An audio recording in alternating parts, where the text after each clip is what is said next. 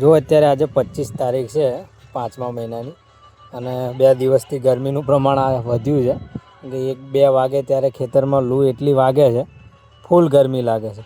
અને આ અડધી જેઠ મહિનો છે તો પણ અત્યારે ધૂળ ઉડે, કારણ કે આખા વર્ષની ધૂળ જ આ મહિનામાં આપણે ખાવાની હોય.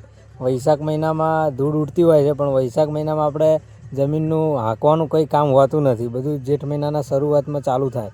આ તો વૈશાખ મહિનાના એન્ડમાં તો ડાંગરને કાપવાનું હોય, કોઈ ઘઉંવાળી જમીન ખેડાતી હોય, પણ એટલી બધી ધૂળ વૈશાખ મહિનામાં ઓછી ઉડે. બાકી જો અત્યારે જેઠ મહિનામાં ગોટા ઉડે છે ને, જો અત્યારે ફૂલ ધૂળ ઉડે એમ, કારણ કે આખા વર્ષની ધૂળ જ આ મહિનામાં ખાવાની હોય. એક વરસાદ પડે નહીં ત્યાં સુધી ધૂળ ઉડે, એટલે આ ઉનાળુ ખેડમાં ધૂળ ખાવાની થાય. આપણે સૂકી જમીનમાં હાંકતા હોય એટલે ધૂળ ઉડતી જ હોય છે. જો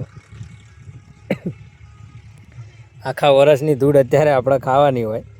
આખા વર્ષમાં એક જ મહિનો એવો આવે, વૈશાખના એન્ડના 10 દિવસ અને જેઠ મહિનાના શરૂઆતના 10 દિવસ, કારણ કે એક વરસાદ સારો પડે નહીં ત્યાં સુધી ધૂળ ઉડતી હોય.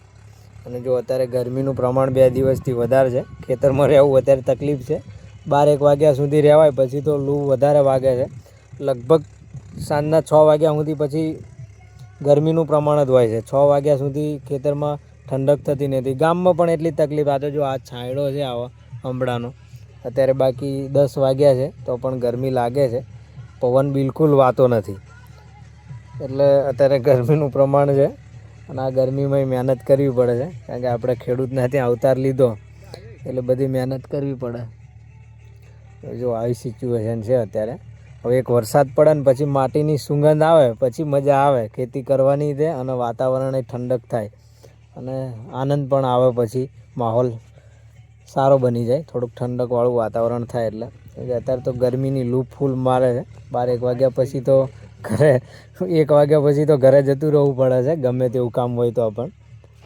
જો આવું ચાલ્યા કરે છે અત્યારે ગરમીના લીધે.